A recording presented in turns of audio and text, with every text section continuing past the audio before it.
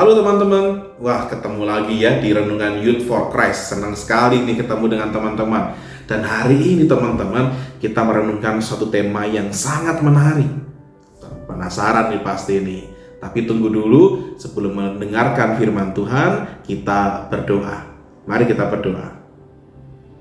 Ya Tuhan, Allah Bapa kami dalam surga, kami bersyukur atas kebaikan yang telah Engkau curahkan kepada kami semua, di mana kasih-Mu melimpah hari demi hari kami rasakan dalam setiap aspek kehidupan kami.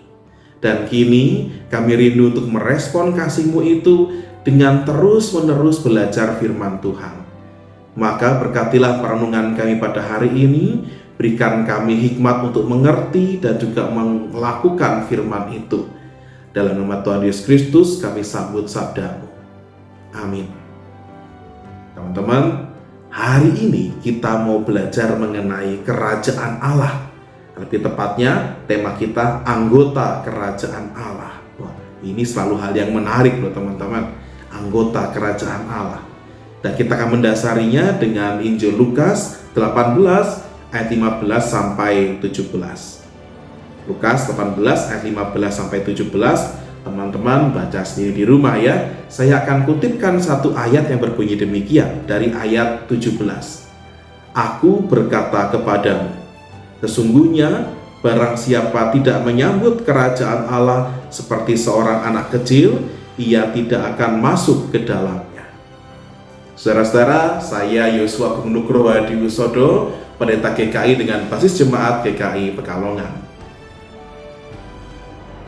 Teman-teman, sejak dalam kandungan sampai lahir dan bertumbuh, anak yang masih bayi itu pasti bergantung sepenuhnya pada ibunya atau orang tuanya untuk hidup.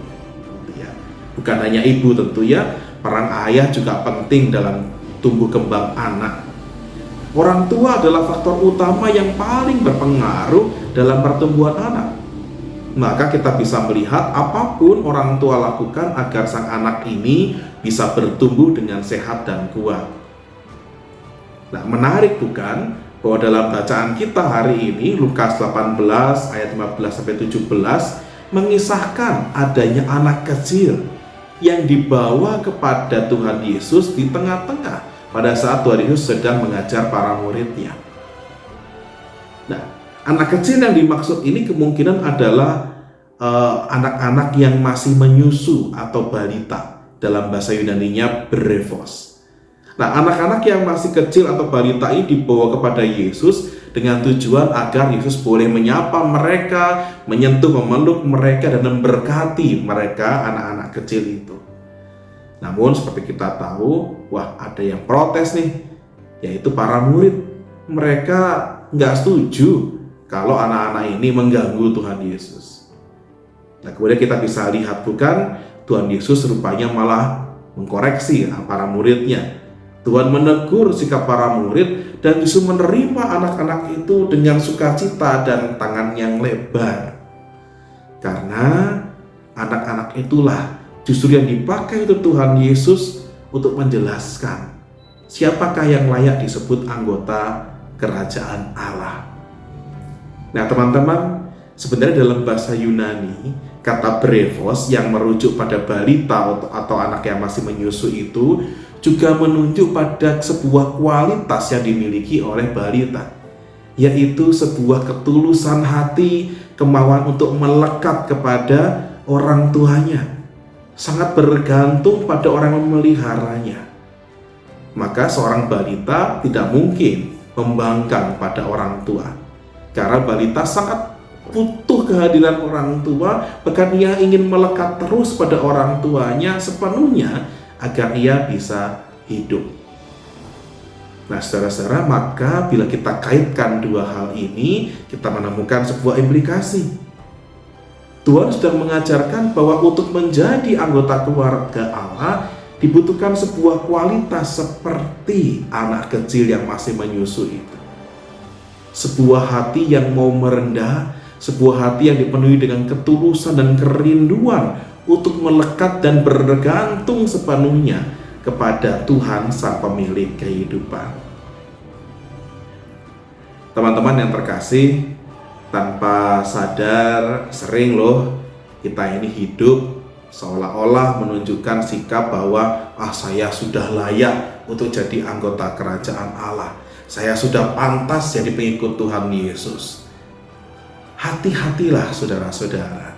Sikap seperti ini kadang-kadang bisa berujung pada kesombongan rohani, sebagaimana ditunjukkan oleh para murid.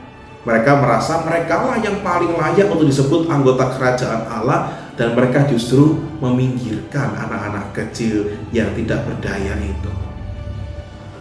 Kisah ini mengingatkan kita semua, yuk kita menjaga hati kita agar kita memiliki kualitas seperti seorang anak kecil yang mau merendahkan hati, datang pada Tuhan dengan tulus dan cinta, bahkan dengan sadar menyadari bahwa kita selalu membutuhkan kehadiran Tuhan.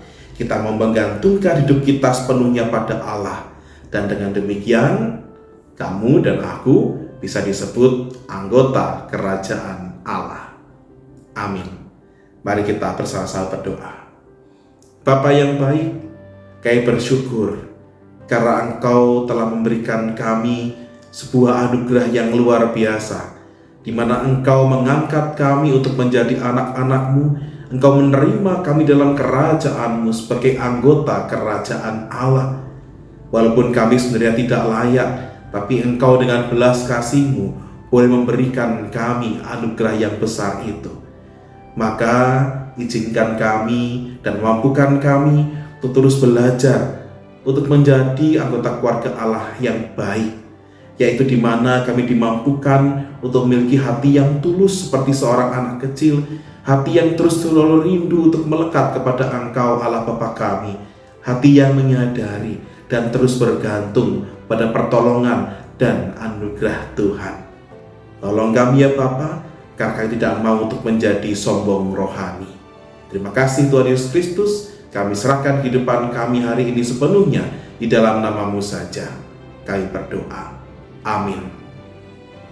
Teman-teman, sampai di sini perenungan kita, dan seperti biasa jangan lupa subscribe, di like, dan bagikan renungan ini kepada semua orang. Terima kasih ya, Tuhan Yesus memberkati.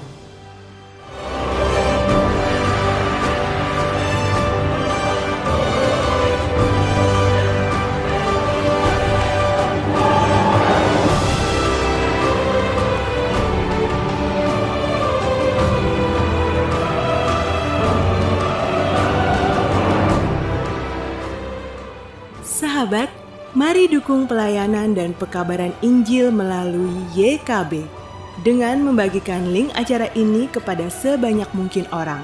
Dukungan juga dapat saudara lakukan dengan mentransfer dukungan finansial ke rekening BCA ke nomor 450 305 2990 450 305 2990 atas nama Yayasan Komunikasi Bersama.